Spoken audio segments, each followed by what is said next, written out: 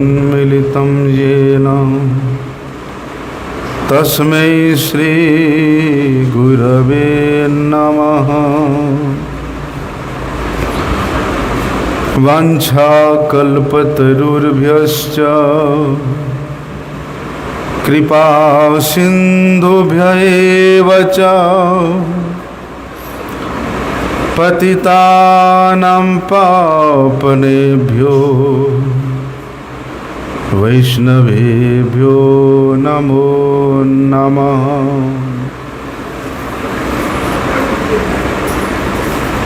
नमो महावदन्याय कृष्णप्रेम प्रदायते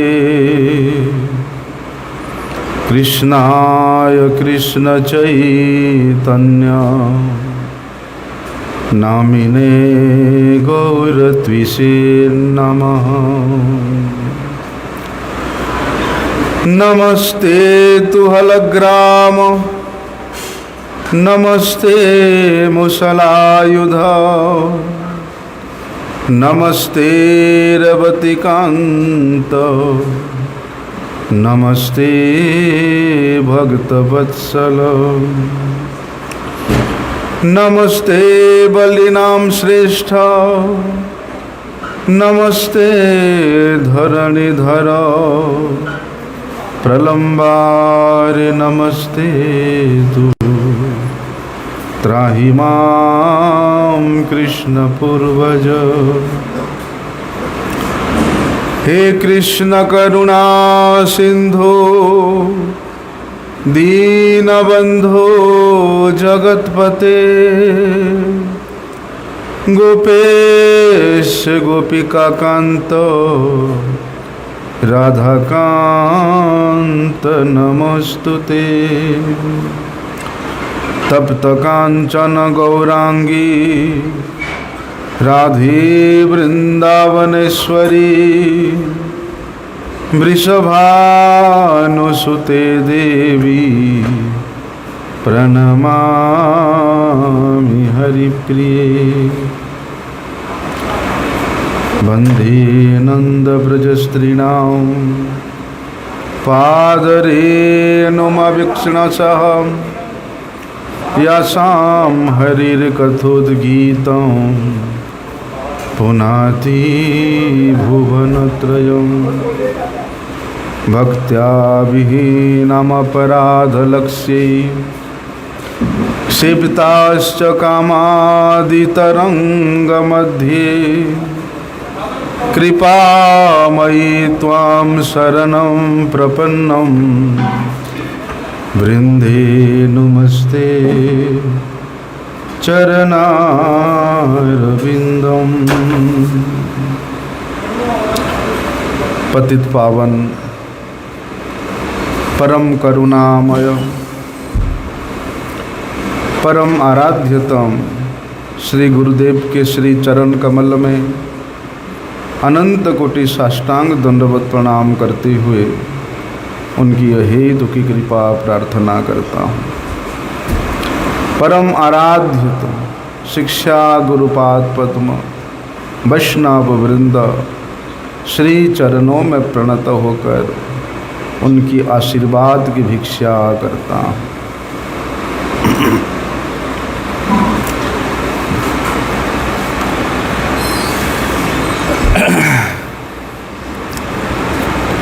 कल से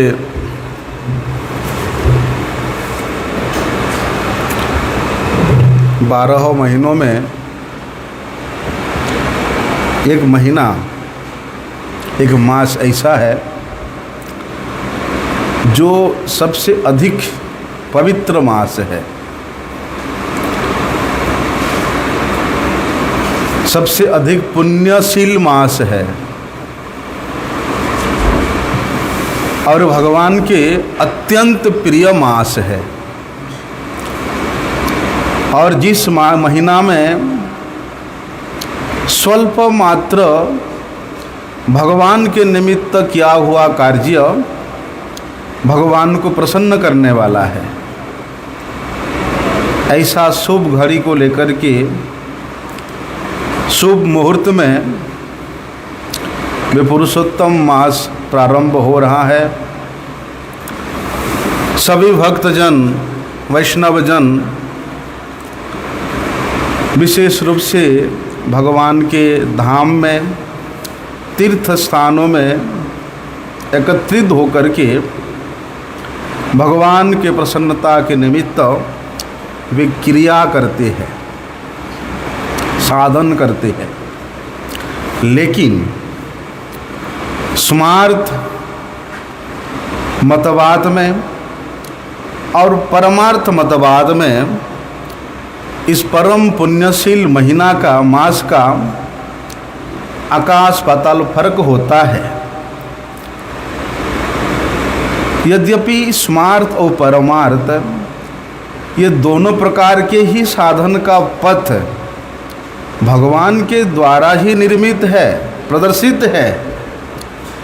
इसलिए जो लोग स्मार्थ मतवादी है, स्मार्थ मतवादी मतलब स्वमत, जिसको अच्छा लगता है, अपने अपने रुचि के अनुसार, अपने अपने सुविधा के अनुसार ये लोगों ने मतवाद को स्वीकार किया है, भगवान के प्रसन्नता के निमित्त नहीं।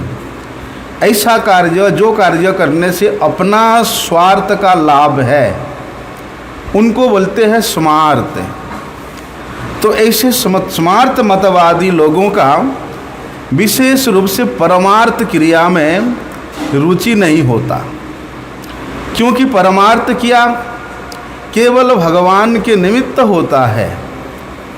इसलिए स्मार्थ मतवादी लोग ऐसे परमार्थ क्रिया में अपना समय देने को, सामर्थ्य देने को, उसको फजूल की बताते हैं।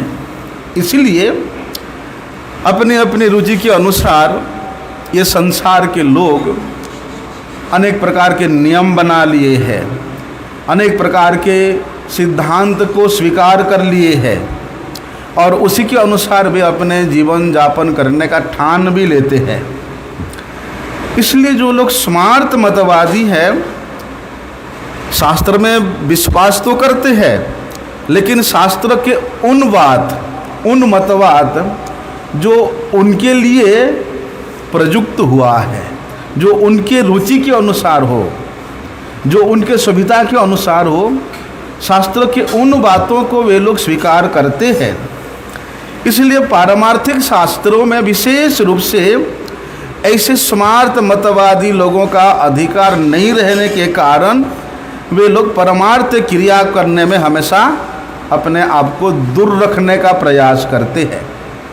यद्यपि दोनों प्रकार के जो विभाग है, स्मार्थ मतवाद हो चाहे परमार्थ मतवाद हो, वे भगवान के द्वारा ही निर्मित हुआ है। अरे बलराम प्रभु, जाओ किसी रूम में जाओ, बाद में सेट करते है ना, है?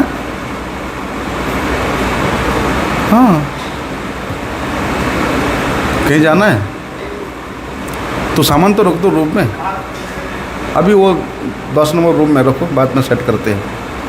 हाँ, त्यागी महाराज जिस रूम में है ना, फिलहाल वहाँ रखो, बाद में सेट करते हैं। चले जाऊँ?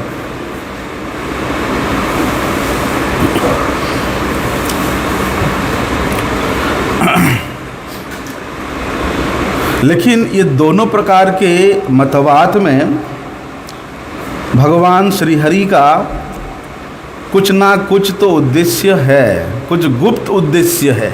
भगवान कहते हैं ना, मैं भुक्ति भी दे दूंगा, मुक्ति भी दे दूंगा, लेकिन अपने भक्ति को मैं हमेशा छुपा करके रखता हूँ।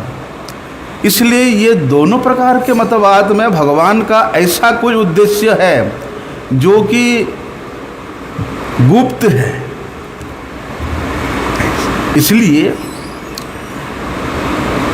चाहे कर्मी हो, चाहे ज्ञानी हो, चाहे योगी हो, चाहे त्यागी ही क्यों ना हो, अपने अपनी स्थिति के अनुसार जिसको जिस प्रकार के विधि का विधान बताया गया है उसी विधि में यदि वे निष्ठायुक्त होए तो उनका पदोन्नति अवश्य होता है।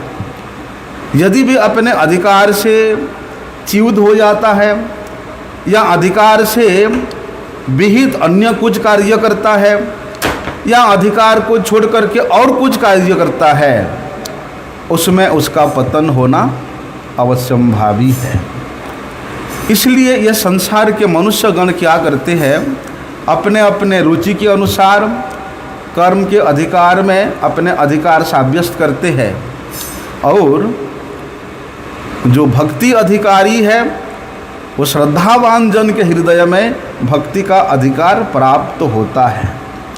इसलिए जब तक मनुष्य ये संसार के कर्म में अपने आप को अधिकारी समझता रहता है, कर्म के मतवाद को लेकर के वो श्रेष्ठता स्वीकार करता है, ऐसे लोगों को स्मार्त पथ ही सबसे अच्छा लगता है। स्मार्त मतवाद ही ऐसे लोगों को सुहावना लगता है। लेकिन बोलते हैं कर्म के अधिकार में जब वे प्रवेश करते हैं, लेकिन कर्म करते करते जब वे कर्म से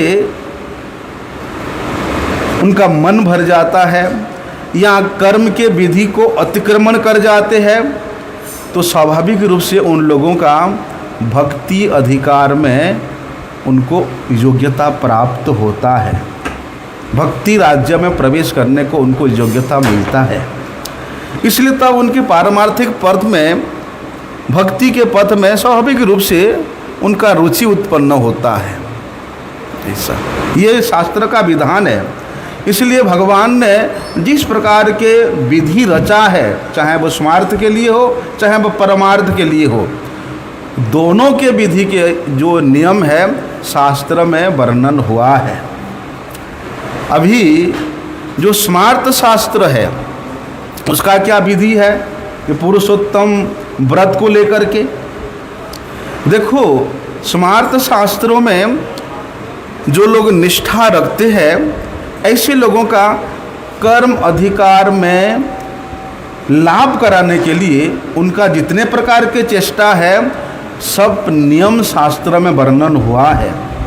यहाँ तक कि ऐसे ऐसे विधि विधान बनाया गया है, पारमार्थिक दृष्टि से देखने में वो अच्छा नहीं लगता, लेकिन वे लोग वे क्रिया में बड़े निष्ठायुक्त होते हैं।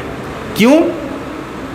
क्योंकि परमार्थ शास्त्र में कई स्थानों में ऐसे विधि को, स्मार्त विधि को उदासीनता के रूप में वर्णन किया गया है। इसलिए शास्त्र में, शास्त्र एक है लेकिन विधि अलग अलग है। बोलते हैं ना, नाना मुनि का नाना विधि होता है और नाना विधि के अनुसार वहाँ तर्क वितर्क भी होता है।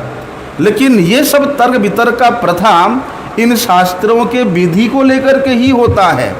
लेकिन यदि अधिकार के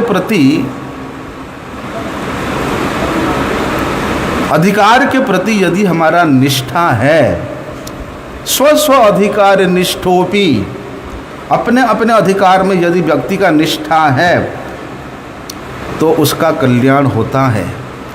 अपने अधिकार के निष्ठा से विच्युत हो जाता है तो उसका मंगल भी होना संभव नहीं है। इसलिए शास्त्र में स्मार्त और परमार्थ के आधार पर दो तरह की विधि बताया गया है। भी जिसका जिसमें रुचि है वो उसमें निष्ठा रखे। ऐसे नहीं कि आप स्मार्त को जबरदस्ती भक्ति कराने में लग जाओगे, परमार्थ में लगा दोगे, नहीं हो सकता, वो कर नहीं सकता। और जो परमार्थी है उसको स्मार्त मतवाद अवलंबन कराने में प्रयुक्त करोगे, वो करेगा ही नहीं, उसका उसमें आनंद ही रस ही नहीं मिलता है।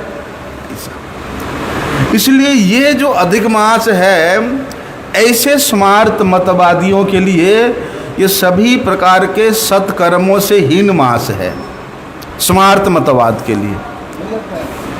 लेकिन परमार्थी के लिए बोलते यही मास सबसे श्रेष्ठ मार्ग है हरि भजन करने के लिए। और भाई हरि भजन तो हमेशा पवित्र होता है, लेकिन स्मार्त मतवाद के अनुसार बोलते हैं ये महीना अपवित्र महीना है, इसलिए इसको क्या बोलते हैं, मल मास। मल मास के नाम से भोग को ना ढक के लाया करो, ठीक है ना। हाँ, हमेशा ढक के लाना भोग।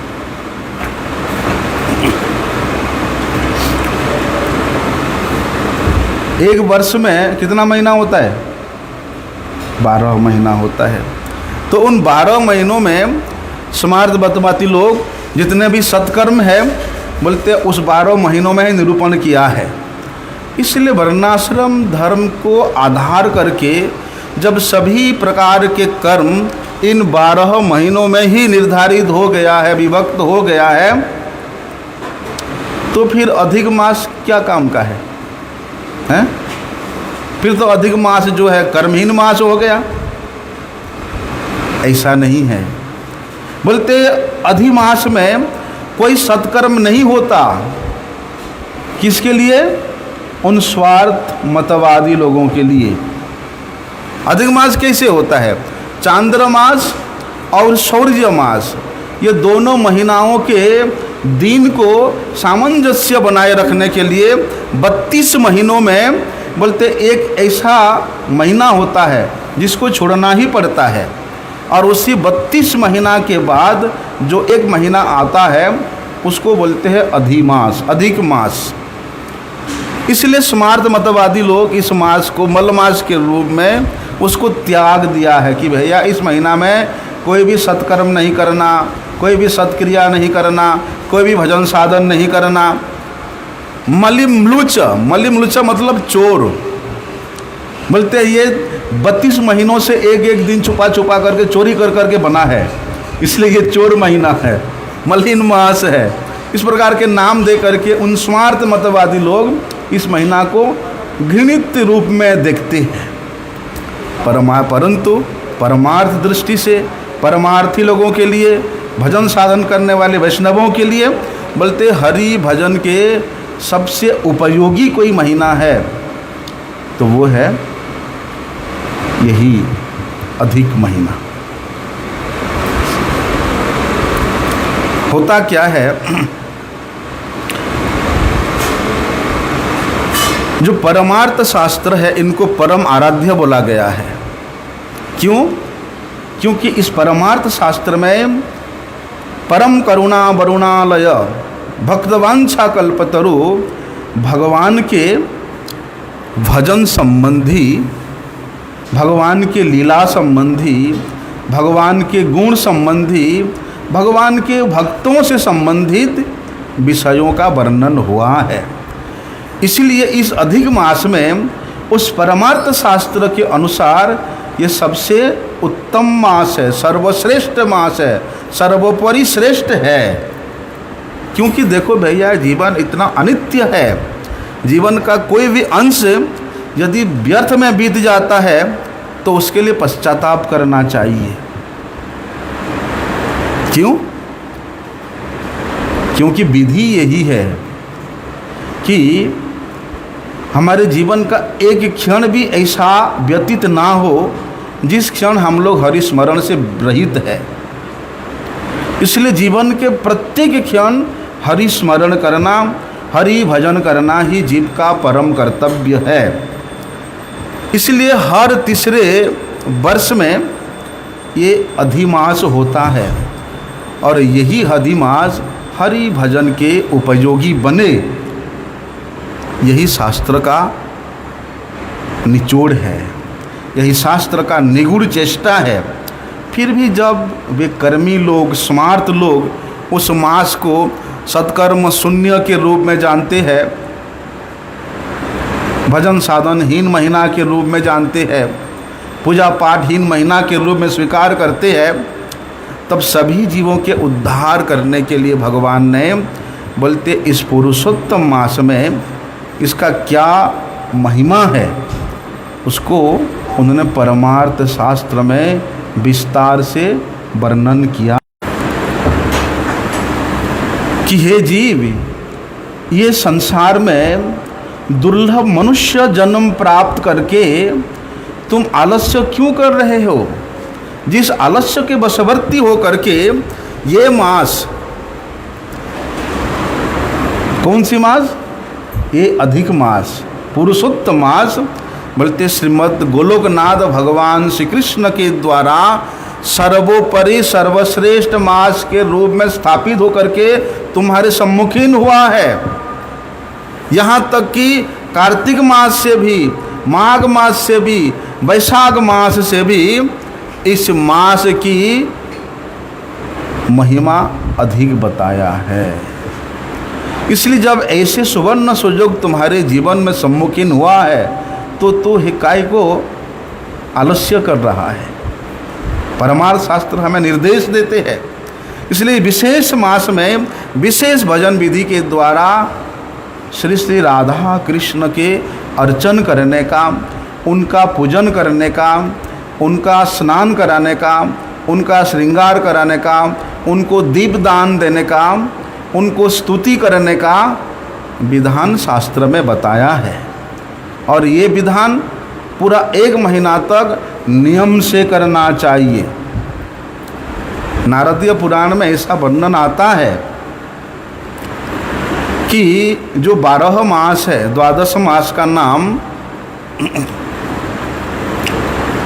सब जानते हैं और वे 12 मास का आधिपत्य भी विशेष रूप से है।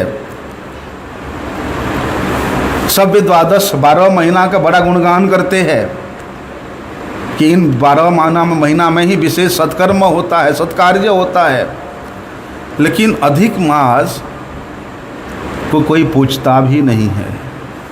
सारी सत्कर्म त्यज्य होने के कारण अपना अपमान देख करके वे अधिमास वैकुंठ में जाते हैं और वहाँ जाकर के वैकुंठपति भगवान नारायण से अपना दुख सुनाते हैं। लेकिन नारायण भगवान भी इस अधिक मास का क्या महिमा है अगोचर होने के कारण उनको लेकर के वे गोलोकपति भगवान श्री कृष्ण के पास जाते हैं और स्वयं नारायण भगवान गोलोकपति श्री कृष्ण से अधिमास के क्या दुख का कारण है वो बताते हैं। तो भगवान श्री कृष्ण स्वयं अधिक मास के महिमा को वर्णन करते हुए कह रहे हैं कि अहम एतत् यथा लोके प्रथितः पुरुषोत्तमः तथायम अपि लोकेषु प्रथितः पुरुषोत्तम। भगवान कहते हैं श्री कृष्ण कि हे नारायण, हे रमापति, जिस प्रकार इस जगत में मैं स्वयं पुरुषोत्तम के रूप में विख्यात हूँ, बोलते ठीक उसी प्रकार ये जो अधिमास है, अधिक मास है, ये भी पुरुषोत्तम के नाम से विख्यात होगा। इतना ही नहीं, बोलते हैं मेरे में जितना भी गुण है वे समस्त गुण मैंने इस महीना को अर्पण कर रहा हूँ, अर्पित कर दिया हूँ। अस्मै समर्पिता सर्वे ये गुणमय संस्थिता, मेरे में जितना भी गुण है वे समस्त गुण मैंने इतने भी भगवान नहीं रुके। कहते हैं सर्वे मासा सकामांश्च निष्कामो अयम मया कृतः। बोलते दूसरे जो महीना है उनमें सकामता होता है, वे कामनाओं से युक्त होकर के क्रिया करते हैं। लेकिन ये जो अधिक मास है, मेरे नाम के विख्यात पुरुषोत्तम मास है, बोलते ये निष्काम है, इसके मन में कोई कामना नहीं है। इसलिए जो अकाम होकर के या सर्वकाम होकर के इस मास की आराधना करते हैं, इस मास की पूजा करते हैं, बोलते वे सभी प्रकार के कर्मों की बंधन को मुक्त होकर के, भस्मीभूत करके वे लोग मुझे प्राप्त करते हैं। अकामो सर्वकामो वा मासो अधिको अयम प्रपूजयेत कर्माणि भस्मसात् कृत्वा मामे वेश्यति असंशयम। वे मुझे प्राप्त हो जाता है। इतनी महिमा है इस अधिक महीना का। इसलिए कहते हैं कदाचिद अपि भक्तानाम अपराधोतिगण्यते। कभी कभी मेरे भक्तों का अपराध हो सकता है, हो जाता है, किंतु पुरुषोत्तम मास के भक्तों का कभी भी कोई अपराध होगा ही नहीं। यहाँ बताते हैं भगवान स एतद महित महामूढ़ा जपदानादिवर्जिता सत्कर्म स्नान रहिता देव तीर्थ द्विज द्विषः जायन्ते दुर्भगा दुष्टा भाग्यो उपजीविनः न कदाति सुखम तेषां स्वप्ने अपि शुश्रूषु नवत्। लेकिन इतना महिमा से मंडित होने के बावजूद, इतनी महिमा को श्रवण करने के बावजूद यदि कोई महामूर्ख व्यक्ति इस अधिक मास में जब दान धर्म का आचरण नहीं करता, सत्कर्म नहीं करता, प्रातः स्नान नहीं करता, देव तीर्थ ब्राह्मणों से विद्वेष करता है, बोलते ऐसे दुष्ट व्यक्ति का, ऐसे अभागे व्यक्ति का बोलते स्वप्नों में भी कभी सुख प्राप्त नहीं होता है। इसलिए पुरुषोत्तम मास में जो भक्ति पूर्वक मेरा अर्चन करता है, मेरा पूजन करता है, ये ना हम अर्चितो भक्त्या मासे अस्मिन् संश्रुषुर धनपुत्र सुखम भुक्तम पश्चात गोलोकवास ध्रुव। देखो, जो व्यक्ति इस पुरुषोत्तम मास में भक्ति से युक्त होकर के मेरा पूजन करता है, मेरा अर्चन करता है, मेरा भजन करता है, वे धन पुत्र आदि सुख ये संसार में भोग करके अंतिम में भगवान के चरणों की प्राप्ति होती है, गोलोक धाम की प्राप्ति होती है। और ये स्वयं भगवान की वाणी है। ऐसे पुरुषोत्तम मास महिमा में अनेक प्रसंग भी आता है जो कि पुरुषोत्तम महीना के महात्म्य को दर्शाता है। द्रौपदी अपने पूर्व जन्म में वे मेधा ऋषि की कन्या थी। दुर्वासा मुनि के मुख से उन्होंने ये किया, सुनने के बावजूद भी उन्होंने इस मास की विशेष कोई अर्चना नहीं किया, इस मार्ग से उन्होंने उपेक्षा कर दिया। देखो, महात्मा श्रवण करने के उपरांत इसका उपेक्षा करने के कारण उस जन्म में, उस मेधा ऋषि के कन्या के जन्म में उन्होंने अत्यंत कष्ट प्राप्त किया तो क्या, उसके दूसरे जन्म में वे द्रौपदी के रूप में 5 पति प्राप्त किया है। 5 पतियों के अधीन होकर के रहना पड़ा। लेकिन जब भगवान श्री कृष्ण ने पांडवों को उपदेश दिया, पांडवों को पुरुषोत्तम महिमा, पुरुषोत्तम मास के महात्म्य श्रवण कराया, तभी सपत्निक पांडवगणों ने इस पुरुषोत्तम व्रत को पालन करके उनका जो 12 वर्ष का वनवास का कष्ट है वो बड़े सुख से व्यतीत हो गया। किसी प्रकार के कष्ट का उनमें अनुभव ही नहीं हुआ। बताया शास्त्र में कि एवं सर्वेषु तीर्थेषु भ्रमन्तः पांडवगणनंदनाम पुरुषोत्तमम आसाद्य व्रतम चेतुर्विधानतः तदन्ते राज्यमतुलम अवाप्तु कंठम कंठतम पूर्णे 14 वर्षे श्री कृष्ण कृपया मुने।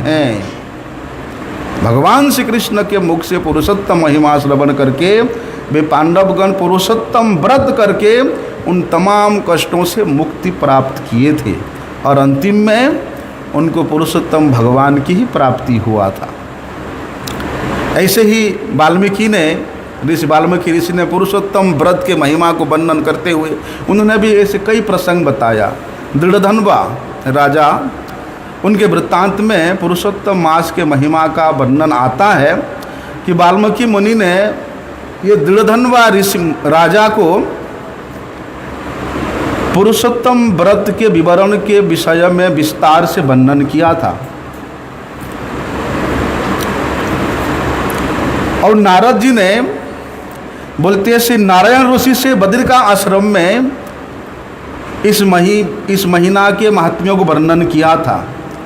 इसलिए धर्मशास्त्र में जिस प्रकार ब्राह्मण के अन्य करने का, संध्या उपासना करने का विधि बताया गया है, निरूपित हुआ है, उसी प्रकार ब्राह्म मुहूर्त से ही पुरुषोत्तम का जो सेवक है, पुरुषोत्तम मास का जो पूजक है, उनका कर्तव्य कर्म निर्णय हुआ है शास्त्र में कि ब्राह्म मुहूर्त से लेकर रात्रि पर्यंत तक उसका क्या क्या विधि है, नियम है, सब शास्त्र में निरूपित हुआ है। स्नान की विधि बताया है, पुरुषोत्तम मास में किस प्रकार से स्नान करना चाहिए। कि समुद्रगा नदी स्नानम उत्तमम परिकीर्तितम वापि कूप तडागेषु मध्यमम कथितम बुधि गृह स्नानम तो सामान्यम गृहस्थस्य प्रकीर्तितम। बोलते हैं समुद्र अभिमुख जो नदी है उसमें स्नान करना सबसे उत्तम बताया है। उसके बाद 100 हाथ लंबा 100 हाथ चौड़ा जो जलाशय है उसमें स्नान करना मध्यम बताया है। और अपने घर में टॉप में बाथरूम में स्नान करना उसको अधम बताया है। इसलिए पुरुषोत्तम व्रत करने वाले व्यक्ति स्नान करने के बाद क्या करेंगे बताया है। स पवित्रेण हस्तेन कुर्ज्याद आचमनम क्रियात आचम्यम तिलकम कुर्ज्याद गोपी चंदनम मुत्स्नया ऊर्ध्व पुण्ड्रम उजम सौम्यम दंडाकारम प्रकल्पयेत शंखम चक्रादिकम धार्यम गोपी चंदनम मुत्स्नया। नियम ये है कि पवित्र हाथों से आचमन क्रिया करेंगे। आचमन के बाद गोपी चंदन हाथ में लेकर के ऊर्ध्व पुण्ड्र रचना करेंगे। उसके बाद शंख चक्र गोपी तिलक के द्वारा अपने वक्षस्थल पर धारण करेंगे। ये नियम है। उसके बाद बोलते भगवान श्री श्री राधा कृष्ण के पूजा करना विशेष नियम के द्वारा यहाँ वर्णन किया गया है पुरुषोत्तम मास में कि पुरुषोत्तम मासस्य दैवतम पुरुषोत्तम तस्माद् संपूजयत भक्त्या श्रद्धया पुरुषोत्तमम। वाल्मीकि जी ने वहाँ दृढ़धन्व राजा से कह रहे हैं कि पुरुषोत्तम भगवान श्री कृष्ण ही पुरुषोत्तम मास के रूप में प्रकट हुए हैं। अर्थात पुरुषोत्तम मास का जो आदि देवता है अधिष्ठात्री देवता है वो स्वयं भगवान श्री कृष्ण है।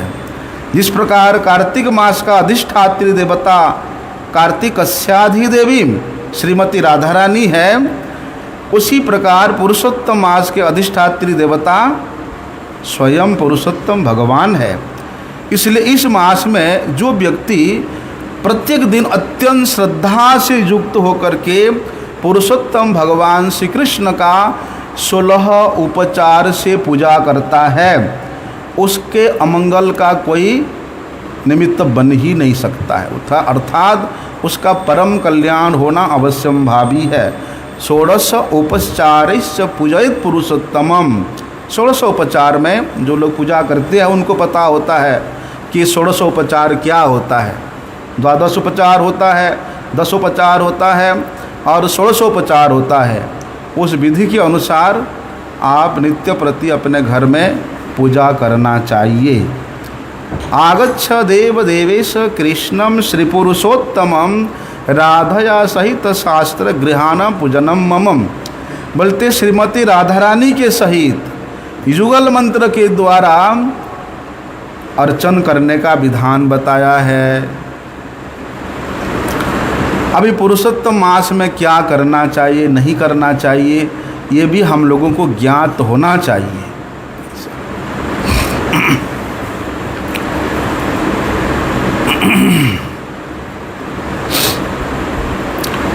पुरुषोत्तम मास व्रत के लिए व्रती व्यक्ति के लिए जितना भी नियम बताया है बोलते वे सभी के लिए है, सभी वर्णों के लिए है, सभी आश्रमियों के लिए है, सभी धर्मपरायण व्यक्तियों के लिए है, पालनीय है।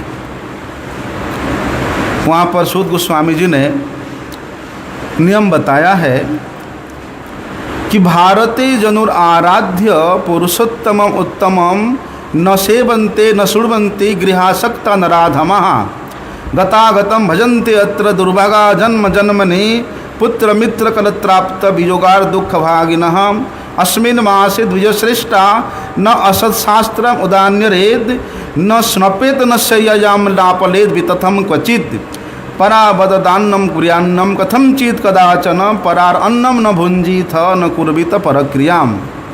निषेध बताया है क्या नहीं करना चाहिए। क्या है?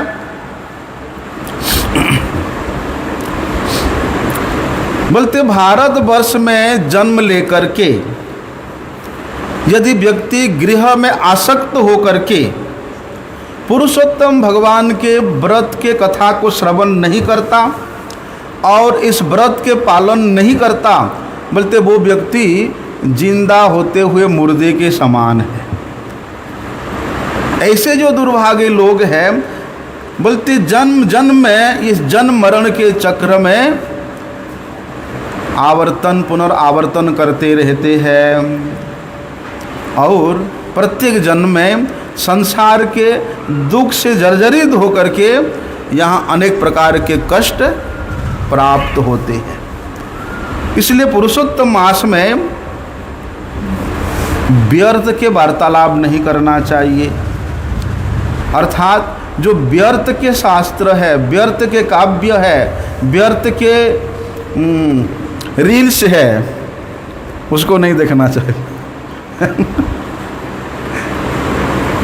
मोबाइल ही छोड़ दो एक महीना ऐसा। और दूसरे के सैया पर जाकर के नहीं सोना चाहिए। जो अनित्य विषय है उसका चर्चा नहीं करना चाहिए, परनिंदा नहीं करना चाहिए, दूसरे के द्वारा दिया हुआ भोजन भी नहीं खाना चाहिए।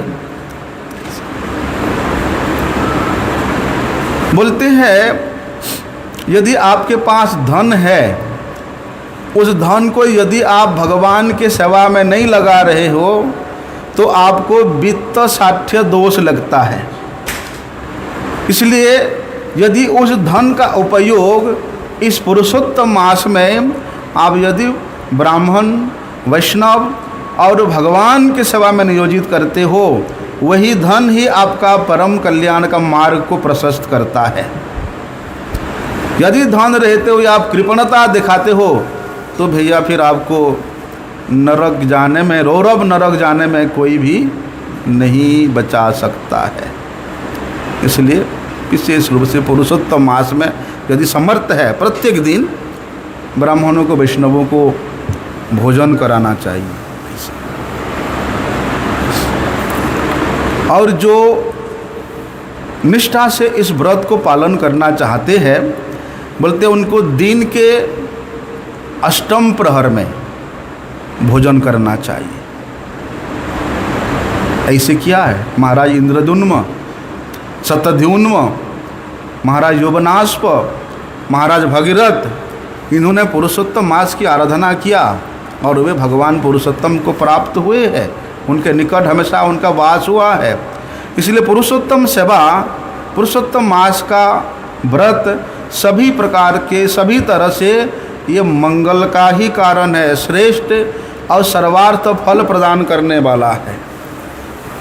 इसलिए इस मास में हमारे गुरुजी विशेष रूप से एक मंत्र बोलते थे जो सबको बार बार जप करना चाहिए। गोवर्धनो धर्म वंदे गोपालम गोपरूपिणम गोकुलोत्सवम ईशानम गोविंदम गोपिका प्रियम। ये जो श्लोक है ये वाल्मीकि ऋषि ने महाराज शतधन्वा को बताया था। बोलते दीने दीने द्विजेन्द्राय दत्वा भोजनमुत्तमं दिव्यस्य अष्टम भागे व्रती भोजनम आचरे इंद्रधुन्म शतद्युम्न यौवनस्पर भगीरथः पुरुषोत्तम आराध्य यजुर्भागवतंतिकम तस्मात् सर्व प्रयत्रेण संसेव्य पुरुषोत्तमः सर्वशास्त्र विधानतः श्रेष्ठ सर्वार्थ फलदायकम् गोवर्धनं धरम वंदे गोपाल गोपरूपिणम गोकुलोत्सवमीशानम गोविंदम गोपिका प्रियम। जिसको ये मंत्र याद नहीं है लिख देना, लिख करके जितना अधिक, जैसे पूरा समय भी ना मिले, कम से कम जब आप संध्या वंदन करते हो उस समय इसको 12 बार, 21 बार, उससे ज़्यादा हो तो ज़्यादा भी कर सकते हो। ऐसे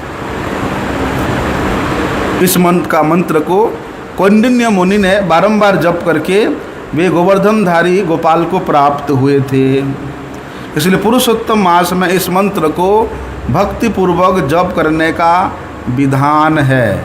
और जो जप कर आप ये संपूर्ण मास को व्यतीत करेंगे, भक्ति सहित ऐसा करोगे तो आपका अभिष्ट अवश्य प्राप्ति होगा। अभी पुरुषोत्तम मास में क्या खाना चाहिए, क्या त्यागना चाहिए, उसके बारे में भी शास्त्र बताया है।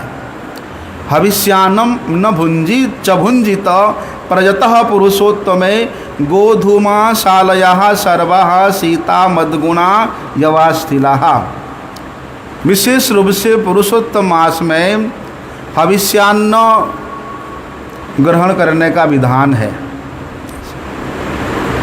हविष्यान्न में से क्या क्या वस्तु आता है उसका वर्णन बताया शास्त्र में कि कलाय कंगुनी बारा वास्तुकम हिलमोचिका अद्रकम कालशाकम च मूलम कंदम च कर्कटिम रंभा सैंदव सामुद्र लवणे दधि सर्पिणी पयो अनधृत सारम च वनश्राम हरितकी पिप्पली जिरंक चैव नागरम चैव तिंदिड़ी द्रमुकम लावलिधा त्रिफलान्य गुणमैक्षवम अतैव पक्व मुनयो हविषाम प्रवदन्ति च हविष्य भोजनम नाशम उपवास समम विदुः।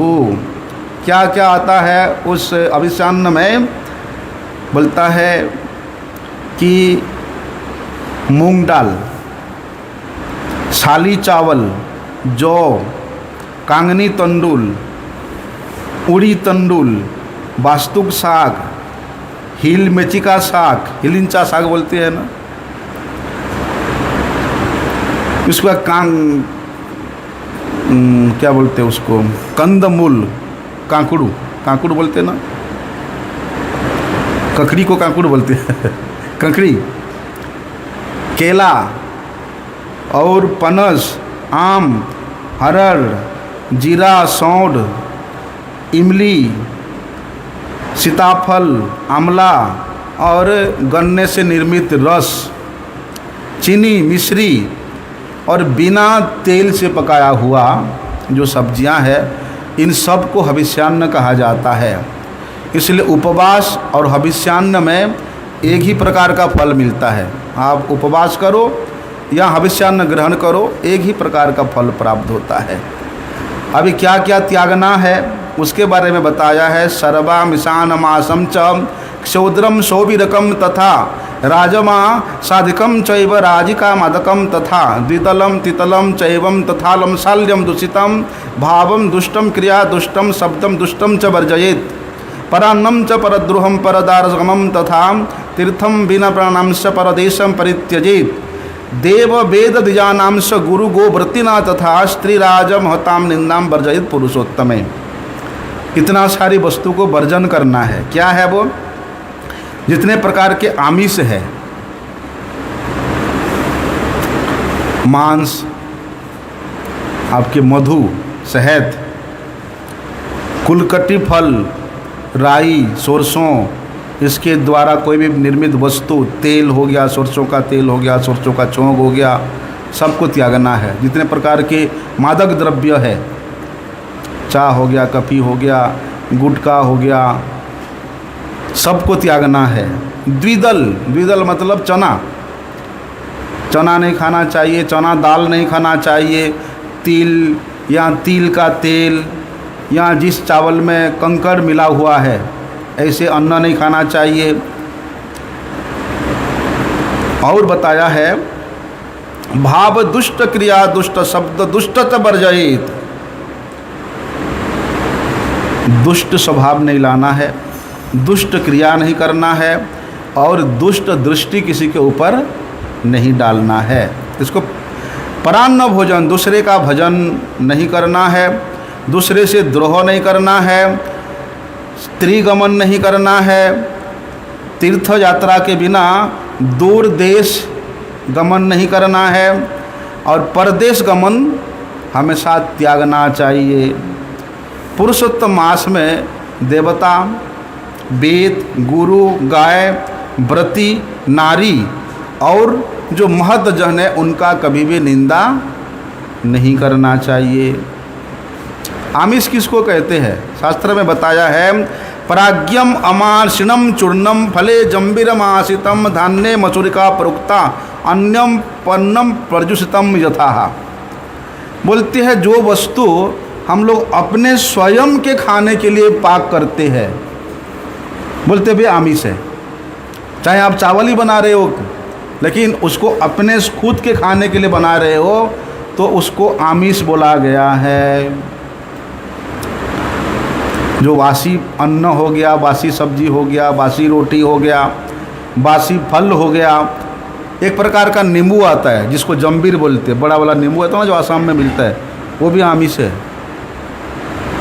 बताया शास्त्र में उसको कि हैं, हाँ, महाप्रसाद तो महाप्रसाद है। बकरी का दूध, गाय का दूध और भैंस का दूध, इसको छोड़ करके बाकी जितना दूध है सब आमिष है।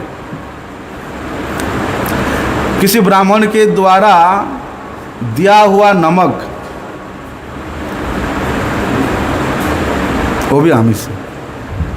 बताओ, ब्राह्मणों के द्वारा बिका गया, ब्राह्मण के दुकान से कभी खरीदोगे ना, नमक नहीं खरीदना वो भी आमिष ही है ऐसा। और जो नमक भूमि से उत्पन्न होता है बोलते वो भी आमिष है। तांबे के पात्र में रखा हुआ घी हो, दूध हो, दही हो, वे भी आमिष है। चाहे बोलते जल ही क्यों ना हो, वो जल, तांबे के पात्र में रखा हुआ जल को भी आमिष के रूप में शास्त्र वर्णन करता है। इसलिए वर्जनीय द्रव्यों में से बताया है शास्त्र में, रजस्वलाम त्यजन म्लेच्छ पतिर्त्रैव्याधिकम सह द्विज द्विड वेद वाहिश्च न बदेत पुरुषोत्तम। यदि आप निष्ठा के साथ पुरुषोत्तम मास व्रत रखना चाहते हो तो रजस्वला नारी से, म्लेच्छ से, पतित से, पतित ब्राह्मण से, पतित व्यक्ति से, जो ब्राह्मणों से द्वेष करने वाला व्यक्ति से, जो वेद के वाणी को नहीं मानने वाला व्यक्ति है, इन सब के साथ कभी भी वार्तालाप नहीं करना। और बोलते इन सब लोगों के द्वारा दिखाए गए और कौओं के द्वारा देखे गए अन्न का कभी ग्रहण नहीं करना, सूतक अन्न ग्रहण नहीं करना, द्विपाचित अन्न, जले हुए अन्न उसका भी ग्रहण नहीं करना। प्याज, लहसुन, उसके बाद जो जितने प्रकार का जड़ होता है, और ये आपके मशरूम, गाजर, लौकी और सजना का डांटा, वो भी इस पुरुषोत्तम मास में जितने प्रकार का फली है, बीन्स हो गया, ग्वार फली हो गया, ये सबको वर्जन करना चाहिए। यदि आपको खाना है पुरुषोत्तम मास बीत जाने के बाद, इन वस्तुओं को, जो सब वस्तुएं वर्जन करते हो, पहले इसको ब्राह्मण को दे के आओ, उसके बाद फिर आपका व्रत समाप्त होने के बाद उसको आप खा सकते हो। और क्या करना है बोलते, ब्रह्मचर्य का पालन करना है, भूमि में सजन करना है, पत्ते में भोजन करना है, और भोजन भी करना है बोलते चतुर्थ प्रहर में भोजन करके पुरुषोत्तम मास का व्रती होना है। इसलिए कार्तिक मास, माघ मास में जो नियम होते हैं वो नियम इस पुरुषोत्तम मास में भी होना चाहिए, होता है।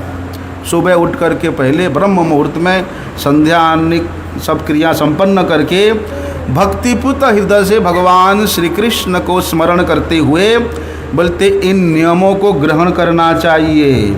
उपावश्यस्य नक्तस्य चैकम भुक्तस्य भूपते एवं च निश्चयं कृत्वा वत्तम एवं समाचरेत। शास्त्र में बताया है कि 3 प्रकार का व्रत होता है, उपवास, रात्रि में हविष्यान्न ग्रहण और एक भोजन, ये 3 प्रकार का व्रत होता है। इसलिए जो साधक जिस प्रकार के सामर्थ्य है उस प्रकार से व्रती होना चाहिए। और सबसे अधिक महात्म्य से युक्त व्रत बताया है शास्त्र में, श्रीमद् भागवतम भक्त्या श्रोतव्यम पुरुषोत्तम। कि पुरुषोत्तम मास में भक्ति श्रद्धा से युक्त होकर के श्रीमद् भागवत ग्रंथ को श्रवण करना चाहिए। तत्पुण्यम वचसा वक्तुम विधाता ही न शक्नुयात्। बोलते हैं पुरुषोत्तम मास में श्रीमद् भागवत को श्रवण करने का जितना भी पुण्य है, उस पुण्य के विषय में स्वयं विधाता भी वर्णन करने में असंभव है, वर्णन नहीं कर सकते हैं। और बताया है कि शालिग्रामार्चनम कार्यम मासे श्री पुरुषोत्तम एतद मास व्रतम राजन श्रेष्ठम क्रतुर्शतादपि। शालिग्राम शिला का अर्चन करना, तुलसी मंजरी दे करके, चंदन तुलसी सुगंधित तुलसी दे करके शालिग्राम शिला का अर्चन करना इस महीना में विशेष मंगलदायक बताया है। क्रतुम कृतापनुयात् स्वर्गम गोलोकम पुरुषोत्तम। बोलते हैं सो यज्ञ करने से जो फल मिलता है, आप इस पुरुषोत्तम मास में एक क्षण मात्र तुलसी अर्पण करके शालिग्राम शिला का पूजन करने से वही फल की प्राप्ति होती है। क्यों? क्योंकि यज्ञ करने से तो आपको स्वर्ग की प्राप्ति हो जाएगा, किंतु पुरुषोत्तम व्रत का पालन करते हैं तो भैया सारी तीर्थों का सेवन हो जाता है, सारी धर्मों का पालन हो जाता है, सारी सत्कर्मों का कृत्य हो जाता है। ऐसा इतनी महिमा से युक्त है ये पुरुषोत्तम मास। इसलिए इस मास में कर्तव्यम दीपम दानम च पुरुषोत्तम तुष्टये। भगवान पुरुषोत्तम के तुष्टि के लिए प्रत्यह दीप दिखाना चाहिए। जिसका सामर्थ्य है वे घी का दीप देंगे, नहीं तो तेल का दीप प्रज्वलित करके, तिल का भी है, अरंडी का भी है। बताए तिल तैले न कर्तव्यम, तिल तैले न कर्तव्यम सर्पिषा वैभवे सती तयोर मध्य न किंचित ते कानने वसतो अधुना। इंगु तेल मतलब अरंडी, अरंडी तेल आप दीपदान कर सकते हो। अष्टांग योग, ब्रह्म ज्ञान, सांख्य योग, जितना भी तांत्रिक क्रिया है, बोलते वो इस पुरुषोत्तम मास में नहीं करना चाहिए। बोलते ये तमाम क्रिया करने से जो फल मिलता है, यदि आप पुरुषोत्तम मास में एक दिन भी भगवान पुरुषोत्तम को दीप दान करते हो तो उसके सुलभ कला के समान भी इसका नहीं मिलता है फल, उन सब क्रियाओं को करने से।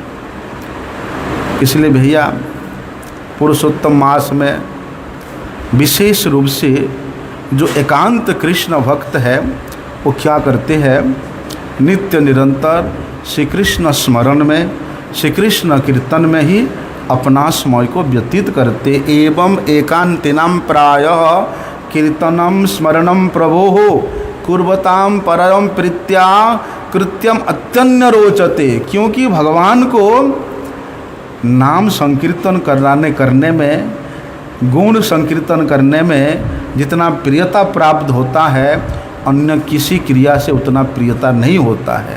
इसलिए एकांतिनाम भक्त्याम प्राय, जो एकांत भक्तगण है, बाकी नियमों को, क्योंकि उनको समय नहीं मिलता इतना नियम करने को, वे नित्य निरंतर भगवान के नाम कीर्तन में लगे रहते हैं, भगवान के स्मरण में लगे रहते हैं। तो इन दोनों अंगों को, इन दोनों भक्ति के अंग में व्यस्त रहने के कारण बोलते दूसरे अंग पालन करने में उतना समय नहीं दे पाते। और वास्तव में यही सर्वश्रेष्ठ अंग है, स्मरण, कीर्तन और श्रवण। इसलिए परम प्रीति के साथ क्या करना है, इन दोनों अंगों को, भगवान के नाम गुण महिमा को श्रवण करना और कीर्तन करना, आग्रह के साथ इसको करना चाहिए। भगवान श्री कृष्ण की चरण सेवा किसी विशेष भाव के साथ करने की प्रबल इच्छा रखनी चाहिए। कोई एक भी सेवा ले लो आप, उसको अत्यंत प्रीति के साथ करना चाहिए। ऋषियों ने जो सब विधि नियम बताया है उनमें इन एकांतिक भक्तों का जो विधि है, जो भाव है, जो क्रिया है, वो सर्वश्रेष्ठ है होने के कारण अनेक स्मार्थ शास्त्र का या परमार्थ शास्त्र का अनेक नियमों को पालन करने का कोई उनके लिए बाध्य नहीं है, क्योंकि करना ही है। स्वयं प्रवृत्ति भाव ही स्वाभाविक रूप से विद्यमान होने की, क्या स्वयं प्रवृत्ति भाव? वे दास है तो स्वामी का प्रसन्नता रूपी क्रिया करना ही उसका स्वयं प्रवृत्ति है। इसलिए उस प्रवृत्ति से युक्त होने के कारण अनन्य भक्तों का महिमा तो भैया बड़े अलग है। इसलिए चाहे स्वनिष्ठ हो, चाहे परिनिष्ठित हो, चाहे एकांत भाव का भक्त क्यों ना हो, वे इस पुरुषोत्तम मास के व्रत को अपने अपने अधिकार के अनुसार, अपने अपने रुचि के अनुसार पालन विशेष रूप से करना चाहिए। इसलिए कल से हम लोग, हमारे गुरुजी ने विशेष रूप से पुरुषोत्तम मास में श्रीमद् भागवत के 10वें स्कंद के 14 अध्याय में जो ब्रह्मा जी का स्तव है, नैमिध्यत्य ब्रवपुषे तड़िदम्बराय, इन श्लोकों का एक श्लोकों का व्याख्या हम लोग कल से श्रवण करेंगे। और सुबह से